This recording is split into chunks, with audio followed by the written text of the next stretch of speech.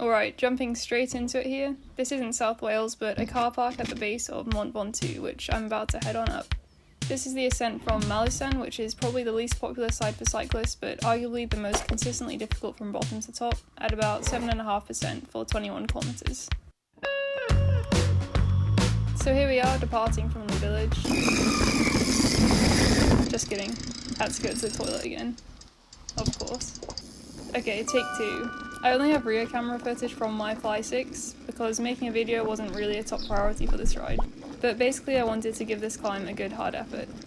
I hadn't done a climb of this length in quite some time, so I wasn't too sure how it would go. So what better way to find out than heading straight into the red from kilometer 0.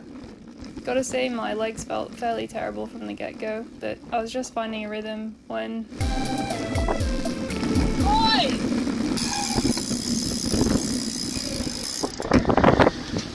Okay, slight overreaction there, but this massive truck had only just gone past me before deciding to do some three-point turn. And I don't see what— Shut up, Piley. Instead of just waiting like a rational person, I spun back down before embarking on take 3, and I promise this is the last one. My plan here was to do an effort up to the Mont Ventoux ski station, which is about 2/3 or 3/4 of the way up, and basically to treat that as the virtual summit, and then just try to hang on up the rest of it. The first few kilometers are fairly mild, which is a good way to ease you into the climb, and maybe it would be wise to use this section to sort of warm up into the effort. But for some reason, if I've got it into my head that I'm doing an effort, it feels as though I have to be going full gas from the very beginning. Which is a bit ridiculous when you think about the length of the climb, which was to be upwards of an hour. This ascent is quite quiet in comparison to the routes from Bedouin and Sol. You don't get much in terms of views, but apart from the leg sapping pain of it, it's just an all-around nice road. I didn't have power displayed on my Garmin, but looking at this now I realise why everything felt so atrocious. I was definitely riding way harder than I thought I was.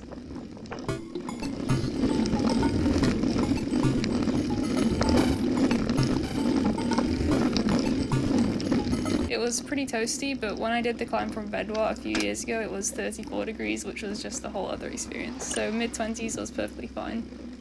And after months of horrid British weather, it's not really acceptable to complain about a little warmth.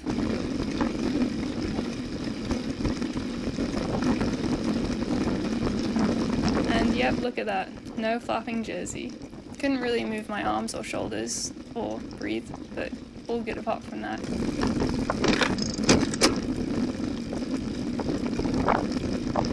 There's a fairly long flat section at around 8 kilometers, the entirety of which was spent wrestling with a gel. And then from here to the ski station it's pretty consistently steep, between 8 and 11% for about 5 kilometers.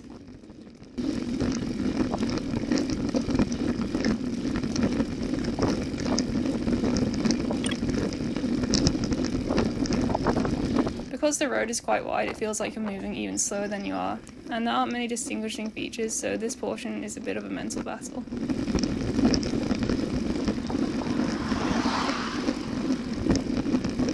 It flattens off substantially as you pass the ski station, and from here it's about 6 kilometers to the summit.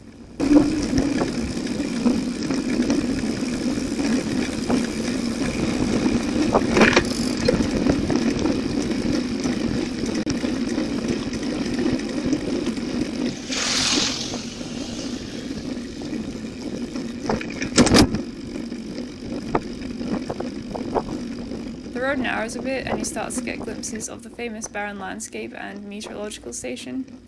Temperatures dropped a lot around here through a layer of clouds. Ventoux is of course quite notorious for its strong winds.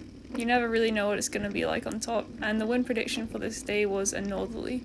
So I thought there might be a few nasty cross headwind sections higher up, but it was actually alright. And this is definitely less exposed than the other ascents past Chalet Reynard.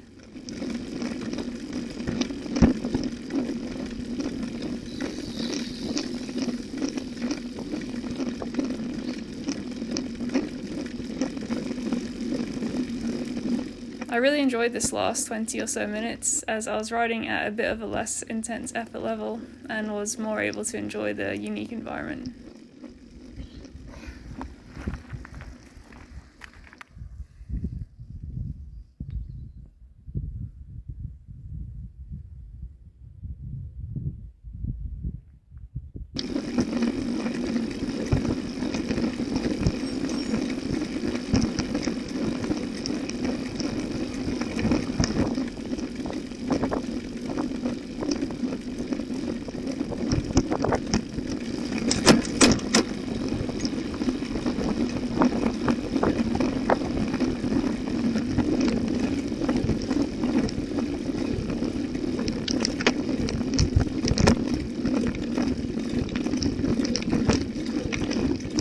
This bit at the top is quite confusing, especially on busier days, but I think you're supposed to take this upper route, which takes you up to the summit sign.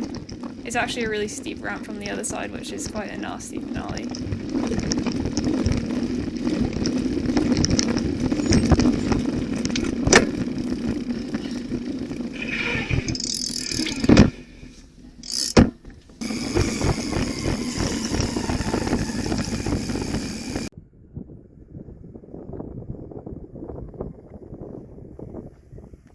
And there it is. Didn't quite realise the extent of my snot situation there. Sorry, that's the reality of it.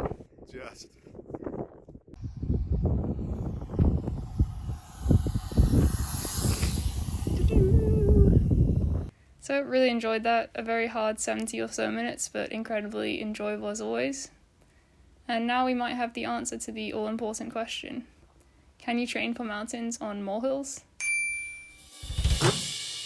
Debatable.